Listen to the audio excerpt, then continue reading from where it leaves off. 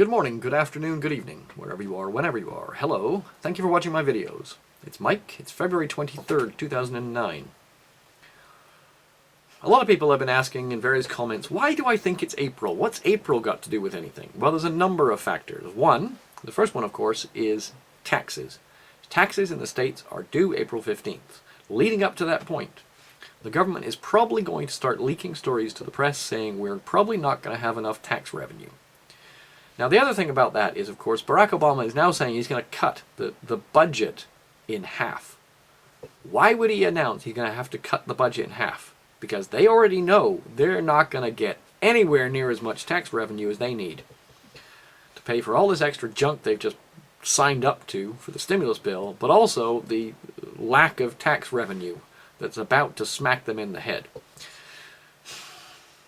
Next, you have the G20 meeting. Now, this weekend in Berlin, there was a meeting between the European components of the G20 countries. And they basically came up with a list of all of these things they need to see happen for the, as they see it, for the current financial crisis we're going through to be resolved. The most important thing they said was they need a strengthened IMF, International Monetary Fund, they need a strengthened world government, and they need this thing called the Financial Stability Forum to have more powers and to include more countries. They also said world trade is critical, and finally, they need to have a new green economy based on lower carbon technologies. Now, a lot of these things sound really good until you think about, will China sign up to this? China won't sign up to anything that cuts their economic growth, particularly if it's, non-carbon or low-carbon garbage, because they're just pumping stuff in the air like you wouldn't believe, making steel and so forth. Japan's not going to go for it. They're not going to give up their sovereignty over who can say what to their banks. Their banks are their most powerful thing right now. The States will certainly not give up on the World Trade Organization and not give in to them. The Doha round was a complete mess. Expect the G20 meeting to fail. It will fail to find a solution, and it will be shifted yet again another 4 or 5 months into the future. In the meantime, there will be no solution to any of this. There will be no regulation of these special interest or special investment vehicles. There will be no regulation of the shadow banking system, as they choose to call it. The World Bank will not get stronger anytime soon, although it will eventually. What's going to happen between beginning to mid of April and then May, June, July? You're going to see riots. You're going to see bad things happening. You're going to see a sudden increase in crime. You're going to see an increase in kidnapping. Couldn't believe that over the weekend. In Phoenix, there's one kidnapping every day. It's madness. If you're not prepared, you're going to have a whole new world of trouble. Now, a lot of people ask, how do I prepare? What's required in preparing? And the easiest answer is this. Walk around the house. Take a look at everything in your house. And then think about, what do I actually need to live? So you need, for instance, you need food. But you need food that you can store. There's no point getting food that you have to stick in a freezer. Because, trust me, more than likely, electricity will go out occasionally. And if it goes out for more than a few hours, all that food in the fridge, all that food in the freezer, useless. Think about things you can store. Think about tins, think about flour, think about sugar. If you're really into it and you understand how to make bread, get everything you need for making bread. Get lots of flour, get lots of sugar, get lots of oil, get some yeast. Have that ready.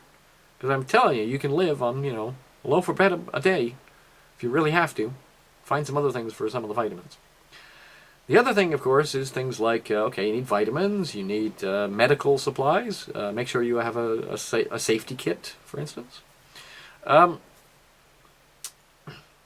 If you have any medicines that you normally take, make sure you have a few months' supply of it, so you don't need to worry about whether the supermarket down the road is gone, or if there's no gas or petrol available, you can't drive to the shops, etc. Think about silly things. Think about, okay, well, there's a light here. Do I need to get light bulbs? Get some replacement light bulbs in. Make sure I have some of those. Things like rice and beans are really good. Beans are full of protein, and rice, of course, full of carbohydrates, and that's really what you need to live. Protein and carbohydrates will turn into pretty much anything that you need to live. Think about tinned foods. Think about, do you like beans? Okay, we don't like beans, get something else. Get something that can dry. And then going forward, think about, well, what if I actually, what if I had my own garden? Wouldn't it be good if I could grow my own food and not have to worry about whether there's tomatoes available to get shipped in from the Canary Islands? Last but not least, think about water. Definitely not least. Most important thing you can have is decent water.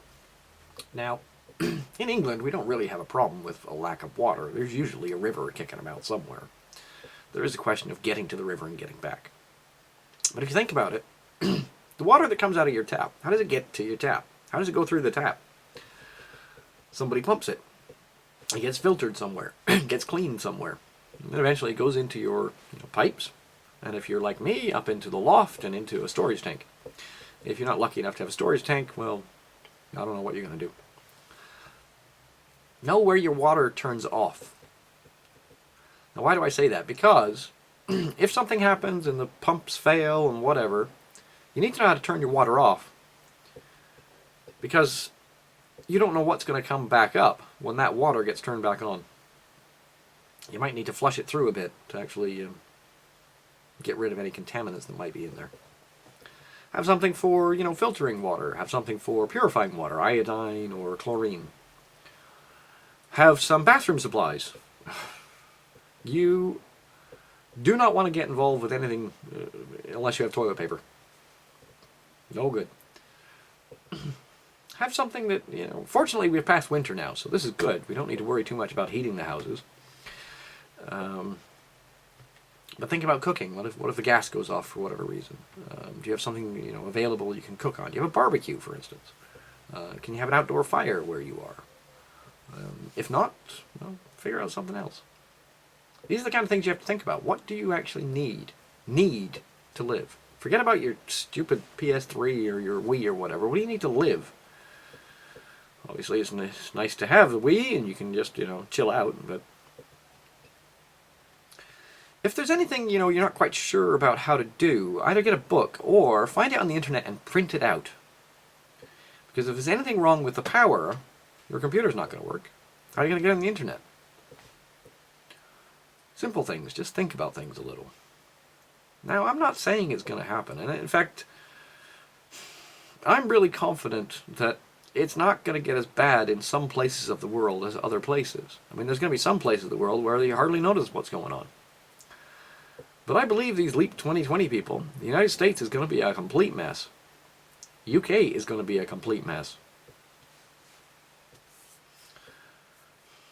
Lots of other countries, you get along okay. France is going to be fine, for instance. Yeah, there'll be riots in the cities, but don't go to the city, it's fine. And of course, if you have the money, find something you can use for barter. Think about barter. Think about, okay, if I had no cash, how would I convince someone to give me something else? Now, of course, there's lots of different barter systems. You could be bartering for your labor.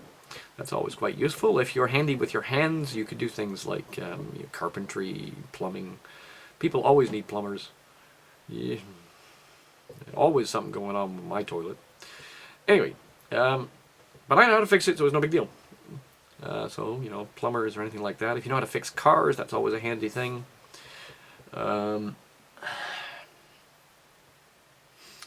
Think about what you can trade. If you're a smoker, buy a few cartons of cigarettes. Every time you go and buy some cigarettes, buy a couple extra cartons or whatever. Buy an extra couple of hundred. Yeah, it's expensive in the UK, and especially, but also in the States. But if anything happens, okay, well, you can take that carton of cigarettes and someone, somewhere, will give you something of value for it.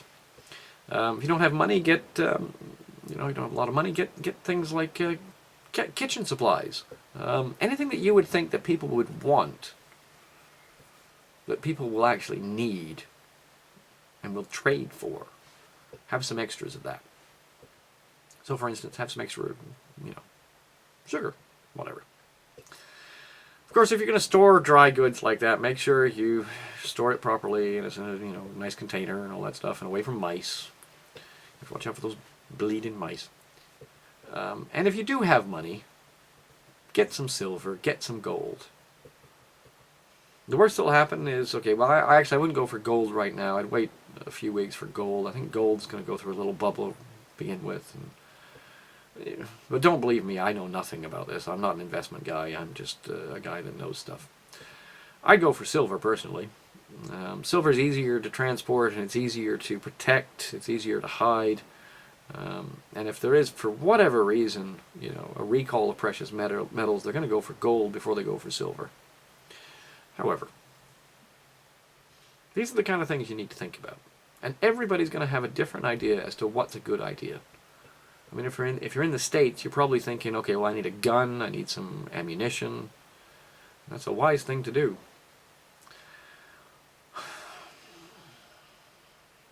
It's not going to be pretty.